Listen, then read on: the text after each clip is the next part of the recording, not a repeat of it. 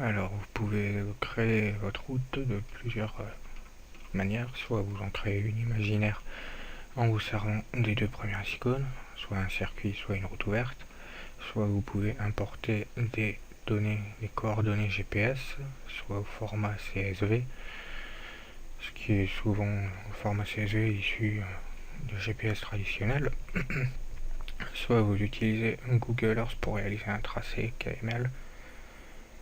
Donc vous lui dites quel type de piste c'est, si c'est une piste fermée ou une piste ouverte, généralement ce sera piste ouverte.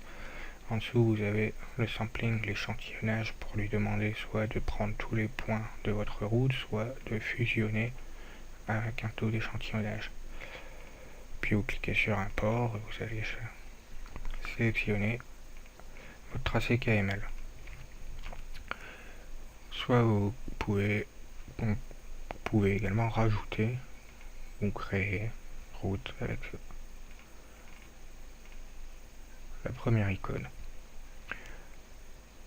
Pour éditer cette route, donc pour déjà la voir dans la 3D, clique sur le petit hélico pour la survoler.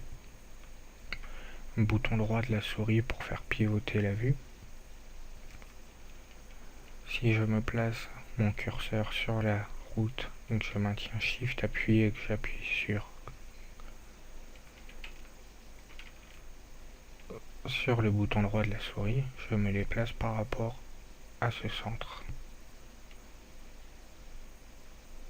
Si j'appuie pas sur Shift,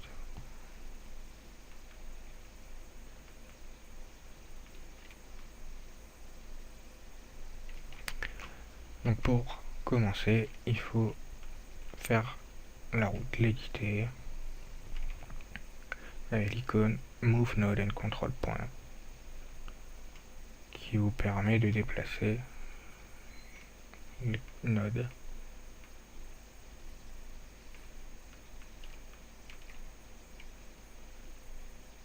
le placer comme bon vous semble.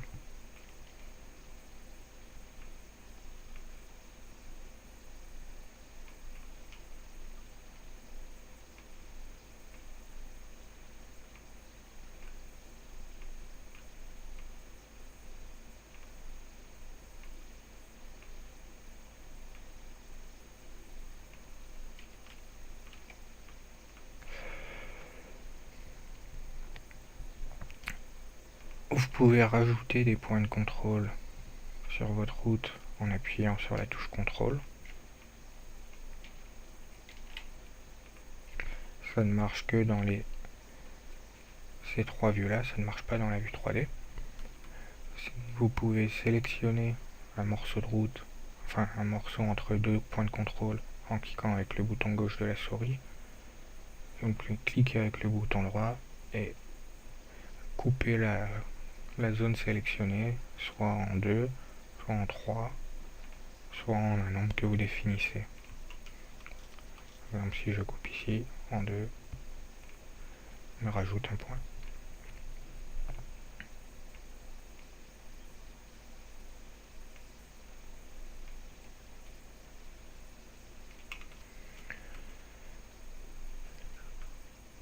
Votre route, vous pouvez alors double-clic avec le bouton droit de la souris pour aller vers un point sur la route ou sur le terrain, n'importe où dans la vue 3D. Pour éditer la largeur de votre route, vous avez l'icône Edit the width of the track qui vous permet d'ajouter des points. J'en ai width 1, le premier qui est ici. Pouvoir rajouter des points tout au long de ma route pour lui dire que à tel endroit c'est telle largeur. Là, 1 c'est 10 mètres. Elle fait 10 mètres de large ma route. Si je mets 0,5, elle va faire 5 mètres de large. Et vous voyez, comme j'ai qu'un point au début, que je n'en ai pas d'autre, il applique la modification jusqu'à ce qu'il rencontre autre chose. Comme il ne rencontre pas d'autres points, ça va jusqu'au bout. Je peux rajouter un point en cliquant avec le plus, et dans la vue du dessus, j'ajoute un point. Je peux modifier. Par exemple, je veux que ça soit 0,8. Il élargit et vous voyez qu'il le fait progressivement d'un point à un autre. Pareil, comme après ce point-là, je n'ai aucun autre point qui définit la largeur, il conserve la largeur de ce point-là.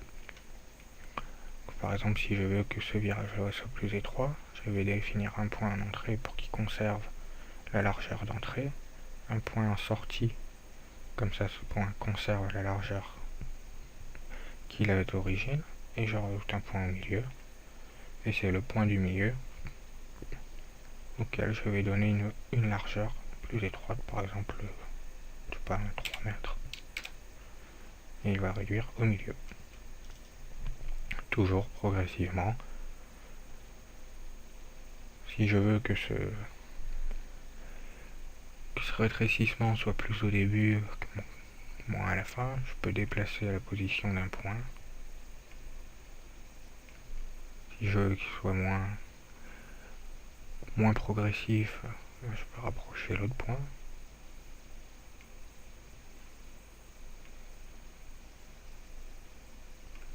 Voilà, là vous pouvez éditer la largeur de votre route.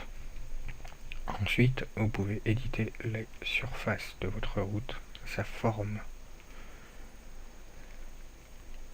avec l'icône Edit Track Surface Property.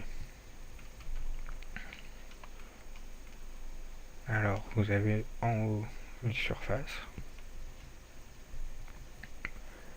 petit moins pour supprimer, flèche de gauche pour aller à la surface précédente, la surface suivante, la petite flèche qui ouvre un menu déroulant vous montrant toutes les surfaces de votre route active, en l'occurrence j'en ai qu'une.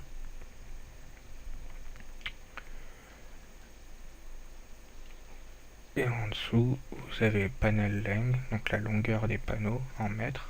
Donc si vous appuyez dans la vue dessus, on les voit, c'est de ce trait-là à ce trait-là.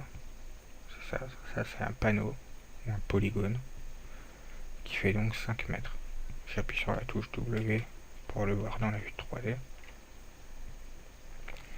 Donc je peux lui modifier en lui donnant par exemple une valeur de 2 mètres. Il faut essayer au maximum que la voiture ait une roue sur chaque polygone. Essayez au maximum qu'elle soit sur les polygones différents. En dessous, vous pouvez, enfin à côté, là, vous avez Edit qui vous permet de switcher pour soit éditer la shape, donc la forme de votre route, soit Material. Et ici, Material, il faut l'entendre en tant que texture, ce qui va être affiché. Donc pour éditer, commencez par la forme. Donc vous avez ici les points bleus qui représentent les intersections au polygone que vous pouvez déplacer comme bon vous semble.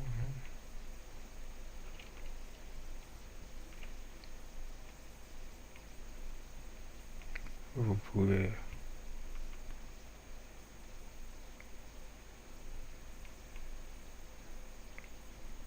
vous servir tout ça pour aligner vos points.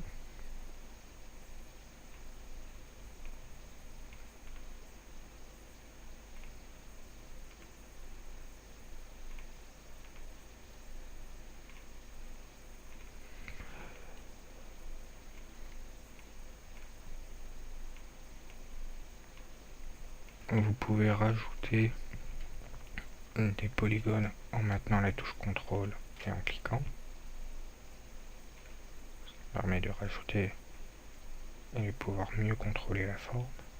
Alors il faut faire attention parce que en faisant ça, je rajoute donc des subdivisions. Donc j'augmente le nombre de polygones total et en plus il le fait sur toute la longueur de la route. Donc il faut vraiment en mettre là où c'est nécessaire. Mais il ne faut pas hésiter à en mettre parce que les 4 qui sont pas par défaut, c'est pas terrible. Et il faut aussi voir que ici le matériau, il va mettre autant de subdivisions que j'en ai mis dans les shapes. Ce qui est bien à faire, c'est d'en mettre près des bords pour pouvoir modifier la texture qui va être appliquée sur cette partie-là, sur ces parties-là, pour pouvoir placer un raccord qui sera mieux avec le terrain. Ensuite, donc, vous avez l'onglet matériel qui va vous permettre d'appliquer une texture. Donc là, on voit que j'ai déjà une texture qui est appliquée par défaut, ce qui est visible avec le trait bleu, surpassé en bleu ici, avec le point rouge de chaque côté qui montre les limites sur lesquelles sera appliquée la texture. Par exemple, si je clique sur le point qui est à droite et je le déplace, je laisse cliquer, je déplace, je réduis l'application de la texture à ces seuls polygones. En l'occurrence, comme c'est une texture de bitume, on va la réduire. Et pour rajouter une texture sur cette partie-là, qui n'est plus visible maintenant, puisqu'il n'y a pas de matériau, il n'y a pas de texture, on clique droit, Add Material,